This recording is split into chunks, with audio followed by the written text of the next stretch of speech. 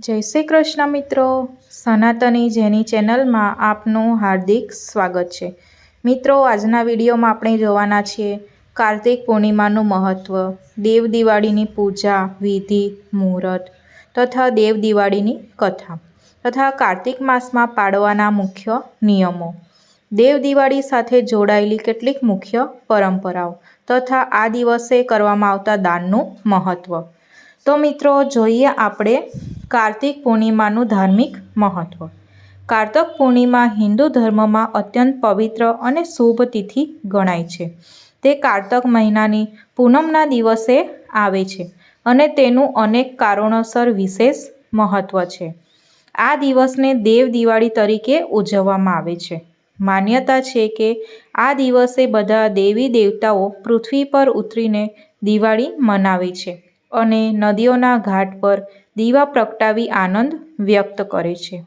આ તિથિએ ભગવાન શિવજીએ ત્રિપુરાસુર નામના શક્તિશાળી રાક્ષસનો વધ કર્યો હતો। આ વિજયના આનંદમાં દેવતાઓએ દિવાળી ઉજવી હતી, તેથી આ દિવસને ત્રિપુરારી પૂર્ણિમા પણ કહેવામાં આવે છે। કાર્તક પૂર્ણિમાના દિવસે પવિત્ર નદીઓમાં જેમ કે ગંગા એમાં સ્નાન કરવું એ ખૂબ જ મહત્ત્વપૂર્ણ માનવામાં આવે છે। આ દિવસે કરવામાં આવેલું સ્નાન અને દાન અન્ય દિવસો કરતાં અનેક ગણું પુણ્ય આપે છે, તેથી તેને મહાપુણ્યકારી તિથિ કહે છે। શીખ ધર્મના સ્થાપક ગુરુ નાનક દેવજીનો જન્મદિવસ પણ આ જ દિવસે ઉજવવામાં આવે છે। આથી શીખ સમુદાય માટે પણ આ દિવસ અતિ પવિત્ર છે। કાર્તક માસમાં તુલસી વિવાહ અને ભગવાન વિષ્ણુની પૂજાનું ઘણું મહત્ત્વ હોય છે, જેનું સમાપન આ પૂર્ણિમાના દિવસે થાય છે। ટૂંકમાં, કાર્તક પૂર્ણિમાનો દિવસ ભગવાન શિવ, વિષ્ણુ અને ગુરુ નાનક દેવજીની પૂજા માટે સમર્પિત છે અને મોક્ષ તથા પુણ્યની પ્રાપ્તિ માટે શ્રેષ્ઠ ગણાય છે। મિત્રો, હવે જોઈએ આપણે દેવ દિવાળીની પૂજા વિધિ। તો તે દેવ દિવાળી, જેને ત્રિપુરી પૂર્ણિમા પણ કહેવાય છે, તે ભગવાન શિવ દ્વારા ત્રિપુરાસુર નામના રાક્ષસનો વધ કર્યાની ખુશીમાં ઉજવવામાં આવે છે। આ દિવસે ભગવાન વિષ્ણુની પૂજા અને દીપદાનનું પણ વિશેષ મહત્ત્વ છે। દેવ દિવાળી કાર્તક માસની પૂર્ણિમાના દિવસે ઉજવવામાં આવે છે। સૂર્યોદય પહેલાં ઉઠીને પવિત્ર નદી અથવા તળાવમાં સ્નાન કરવું શુભ માનવામાં આવે છે। જો તે શક્ય ન હોય તો ઘરમાં સ્નાન કરતી વખતે પાણીમાં ગંગાજળના થોડા ટીપાં ઉમેરીને સ્નાન કરી શકાય છે। સ્નાન કર્યા પછી સ્વચ્છ વસ્ત્રો ધારણ કરવાના, પૂજાનું સ્થળ એટલે કે ઘરનું મંદિર ત્યાં સાફ કરીને તૈયાર કરવાનું હોય છે। પૂજા શરૂ કરતાં પહેલાં હાથમાં જળ, ફૂલ અને ચોખા લઈને ભગવાનની સમક્ષ તમારી પૂજાનો સંકલ્પ કરો। હે ભગવાન, હું આ દેવ દિવાળીની પૂજા ધર્મ અને ભક્તિભાવથી કરી રહ્યો છું અથવા રહી છું, કૃપા કરીને તે સ્વીકારો। દેવ દિવાળીના દિવસે મુખ્યત્વે ભગવાન શિવ અને ભગવાન વિષ્ણુની પૂજા કરવામાં આવે છે। એના પછી ઘી અથવા તેલનો દીવો પ્રગટાવવાનો છે। સૌપ્રથમ ગણેશજીની પૂજા કરો, તેમને જળ ચડાવો અને મંત્ર બોલો। ભગવાન વિષ્ણુની મૂર્તિ અથવા તો ફોટાને મૂર્તિ અથવા તો છબીને જળ, દૂધ અને પંચામૃતથી સ્નાન કરાવો। તેમને ચંદન, હળદર અથવા કંકુનો તિલક કરો। ભગવાનને તુલસીના પાન, પીળા ફૂલ અને અન્ય સુગંધિત પુષ્પ અર્પણ કરો। ત્યારબાદ ધૂપ અને દીપ કરો। ભગવાનને નૈવેદ્ય ધરાવો, મીઠાઈ જેમ કે ખીર છે, શીરો છે અને ફળનો ભોગ ધરાવો। તુલસીનું પાન ભોગમાં અવશ્ય મૂકવું। વિષ્ણુ ભગવાનના મંત્ર જેમ કે ઓમ નમઃ ભગવતે વાસુદેવાય મંત્રનો જાપ કરો તથા શિવ પૂજા કરવી પણ શ્રેષ્ઠ ગણાય છે। શિવલિંગ પર જળ, દૂધ, બીલીપત્ર અને અક્ષત અર્પણ કરો। શિવ મંત્ર છે ઓમ નમઃ શિવાય, તેનો જાપ કરો। દેવ દિવાળી પર દીપદાન કરવું સૌથી મહત્ત્વપૂર્ણ માનવામાં આવે છે। દીપદાન હંમેશા મુખ્યત્વે સંધ્યાકાળ એટલે કે સાંજના સમયે કરવામાં આવે છે। તમારા ઘરના મંદિર ઉપરાંત તુલસી ક્યારેક ઘરના મુખ્ય દ્વાર પર, નદીના કિનારે અને અન્ય ધાર્મિક સ્થળો પર દીવા પ્રગટાવવા જોઈએ. ઓછામાં ઓછા 11, 21 કે 51 દીવા પ્રગટાવવાની પરંપરા છે. દીપદાન કરતી વખતે એવી ભાવના રાખો કે તમે આ દીવા દેવી દેવતાઓના માર્ગને પ્રકાશિત કરવા માટે કરી રહ્યા છો. પૂજાના અંતે ભગવાન વિષ્ણુ અને શિવજીની પ્રેમથી આરતી ઉતારો. મંદિરની આસપાસ અથવા પૂજાની જગ્યાએ પ્રદક્ષિણા કરો. પૂજામાં થયેલી ભૂલ માટે ભગવાનની ક્ષમા યાચના કરો. લાસ્ટમાં બધાને પ્રસાદ વહેંચો અને જાતે પણ લો. આ દિવસે દાન પુણ્ય અને ગરીબોને ભોજન કરાવવાનું પણ ઘણું મહત્ત્વ છે. તો મિત્રો, હવે આપણે જોઈએ દેવ દિવાળીની કથા, એટલે કે ત્રિપુરાસુરનો વધ જે શંકર ભગવાને કર્યો હતો તેના વિશે છે. આ કથા મુખ્યત્વે ભગવાન શિવ અને ત્રિપુરાસુર નામના શક્તિશાળી અસુર સાથે સંબંધિત છે. પ્રાચીન કાળમાં તારકાસુર નામનો એક રાક્ષસનો વધ ભગવાન શિવના પુત્ર કાર્તિકેય દ્વારા કરવામાં આવ્યો હતો. તારકાસુરના 3 પુત્રો હતા: વિદ્યુમાલી, તારકાક્ષ અને કમલાક્ષ. આ ત્રણેય મહાઅસુરો હતા અને તેમણે બ્રહ્માજીની કઠોર તપસ્યા કરીને તેમને પ્રસન્ન કર્યા હતા. બ્રહ્માજીએ તેમને વરદાન માંગવાનું કહ્યું ત્યારે ત્રણેય ભાઈઓએ અમરત્વ માંગ્યું. બ્રહ્માજીએ કહ્યું કે અમરત્વ શક્ય નથી, તેથી તેમણે બીજું વરદાન માંગવા કહ્યું. ત્રણેય અસુરોએ ભેગા મળીને વિચારીને વરદાન માંગ્યું કે હે પ્રભુ, અમારા માટે 3 અલગ અલગ નગરોનું નિર્માણ થાય. તેમાંથી એક નગર આકાશમાં ચાલે, બીજું પાતાળમાં અને ત્રીજું પૃથ્વી પર. આ ત્રણેય નગરો 1000 વર્ષમાં એકવાર એકબીજા સાથે એક બિંદુ પર મળે અને જ્યારે તેઓ મળે ત્યારે જે વ્યક્તિ એક જ બાણથી આ ત્રણેય નગરનો નાશ કરી શકે તે જ અમારો કાળ હોય. બ્રહ્માજીએ તેમને આ વરદાન આપી દીધું. મય દાનવે આ અસુર ભાઈઓ માટે 3 ભવ્ય નગરોનું નિર્માણ કર્યું, જે અનુક્રમે સોનું, ચાંદી અને લોખંડના બનેલા હતા. આ નગરોને જ ત્રિપુર કહેવામાં આવતા હતા. આ ત્રણેય ભાઈઓ ત્રિપુરાસુર તરીકે ઓળખાવા લાગ્યા. વરદાન મળ્યા પછી ત્રિપુરાસુર મદમાં અંધ બની ગયો. તેણે તેની શક્તિનો ઉપયોગ દેવતાઓ અને મનુષ્ય પર અત્યાચાર કરવા માટે શરૂ કર્યો. તેણે સ્વર્ગ પર હુમલો કર્યો અને દેવતાઓને હરાવીને તેમના સ્થાનો પર કબજો કરી લીધો. દેવતાઓ ભયભીત થઈને ભગવાન શિવના શરણે ગયા અને તેમને ત્રિપુરાસુરના અત્યાચારમાંથી મુક્તિ આપવા વિનંતી કરી. દેવતાઓની વિનંતીથી ભગવાન શિવે ત્રિપુરાસુરનો સંહાર કરવાનો નિશ્ચય કર્યો. શિવજીએ એક વિશાળ રથ તૈયાર કર્યો, જેમાં પૃથ્વીને રથ, સૂર્યચંદ્રને પૈડા, બ્રહ્માજીને સારથી અને મેરુ પર્વતને ધનુષ બનાવવામાં આવ્યા. જ્યારે ત્રિપુરના ત્રણેય નગરો 1000 વર્ષ પછી એક ચોક્કસ ક્ષણે એક જ બિંદુ પર એકઠા થયા ત્યારે ભગવાને મહાકાલનું સ્વરૂપ ધારણ કર્યું. યોગ્ય સમય આવતા ભગવાન શિવે ધનુષ પર બાણ ચડાવ્યો અને એક જ બાણથી ત્રણેય નગરોને બાળીને ભસ્મ કરી દીધા. આ ઘટના કારતક માસની પૂર્ણિમાના દિવસે બની હતી. ત્રિપુરાસુરના વધથી દેવતાઓ અને સમગ્ર સૃષ્ટિને તેના ભયંકર અત્યાચારમાંથી મુક્તિ મળી. આ અસુરના વિનાશથી દેવલોકમાં ખુશીની લહેર ફરી વળી. ત્યારબાદ બધા દેવી દેવતાઓએ ભેગા મળીને આ વિજયની ખુશીમાં દિવ્ય દીવાઓ પ્રગટાવીને ઉત્સવ મનાવ્યો.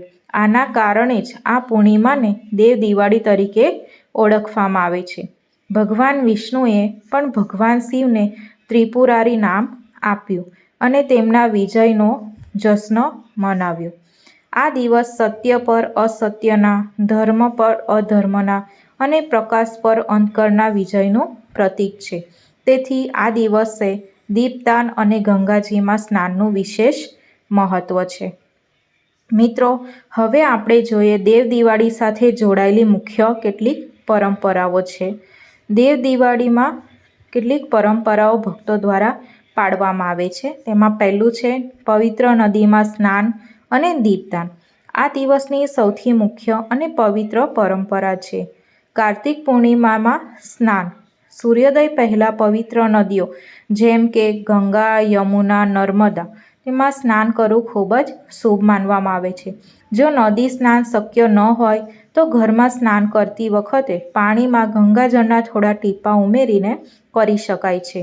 આનાથી બધા પાપો ધોવાઈ જાય છે અને મોક્ષની પ્રાપ્તિ થાય છે. આ પર્વનું કેન્દ્રબિંદુ દીપદાન છે. સંધ્યાકાળે એટલે કે સાંજે ઘી અથવા તેલના અસંખ્ય દીવા પ્રગટાવવામાં આવે છે. મંદિર, ઘાટ, તુલસી ક્યારા, પીપળાના વૃક્ષ નીચે અને ઘરના મુખ્ય દ્વાર પર દીવા પ્રગટાવવામાં આવે છે. આ દીવા દેવી દેવતાઓના માર્ગને પ્રકાશિત કરવાના પ્રતીક રૂપે પ્રગટાવવામાં આવે છે.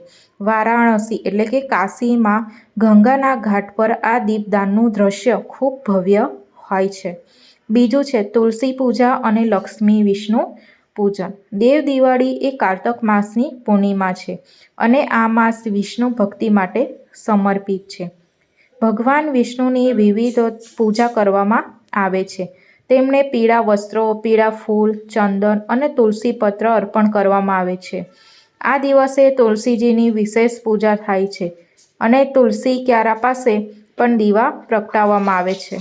ઘણા ભક્તો ઘરમાં ભગવાન સત્યનારાયણની કથાનું આયોજન કરે છે, જે વિષ્ણુજીનું જ એક સ્વરૂપ છે. ત્રિપુરારી શિવની પૂજા. આ દિવસ ભગવાન શિવના ત્રિપુરાસુર પરના વિજયની ખુશીમાં ઉજવાય છે. તેથી શિવલિંગ પર જળ, દૂધ, દહીં અને મધ અને પંચામૃતથી અભિષેક કરવામાં આવે છે. શિવજીને ખાસ કરીને બીલીપત્ર અને ધતૂરો અર્પણ કરવામાં આવે છે. શિવ મંત્રનો જાપ કરવામાં આવે છે. ચોથું, અન્ન અને દાનનું મહત્વ. પૂર્ણિમા અને કાર્તિક માસ દાન પુણ્ય માટે ઉત્તમ માનવામાં આવે છે. ગરીબ અને જરૂરિયાતમંદોને અનાજ, વસ્ત્રો અને ધનનું દાન કરવામાં આવે છે. આ દિવસે કરવામાં આવેલું દાન મોટું પુણ્ય આપે છે. ગૌદાન પણ આ દિવસે ખૂબ જ ફળદાયી માનવામાં આવે છે. કેટલાક લોકો તુલસીના છોડનું પણ દાન કરે છે. પાંચમું, સાંસ્કૃતિક ઉત્સવો અને આતશબાજી. ધાર્મિક સ્થળો, ખાસ કરીને કાશીમાં આ દિવસને એક મોટા મહોત્સવ તરીકે ઉજવવામાં આવે છે, જ્યાં લાખો દીવાઓથી ઘાટ સજાવવામાં આવે છે. ઘણી જગ્યાએ, ખાસ કરીને વિષ્ણુ મંદિરો અને નદી કિનારે, રાત્રે દેવતાઓના વિજયની ખુશીમાં આતશબાજી પણ કરવામાં આવે છે. આ બધી પરંપરાઓનો મુખ્ય હેતુ ધર્મનું રક્ષણ કરનાર દેવતાઓનો આભાર માનવો અને પવિત્રતા તથા પ્રકાશને જીવનમાં આવકારવાનો છે. મિત્રો, હવે જોઈશું કાર્તિક માસમાં પાળવામાં આવતા મુખ્ય નિયમો. આ મહિનામાં શારીરિક, માનસિક અને આહાર સંબંધી સંયમનું પાલન કરવાથી મોક્ષની પ્રાપ્તિ થાય છે અને શુભ ફળ મળે છે. ધાર્મિક ક્રિયાઓ સંબંધિત નિયમો. નિયમ છે પવિત્ર સ્નાન.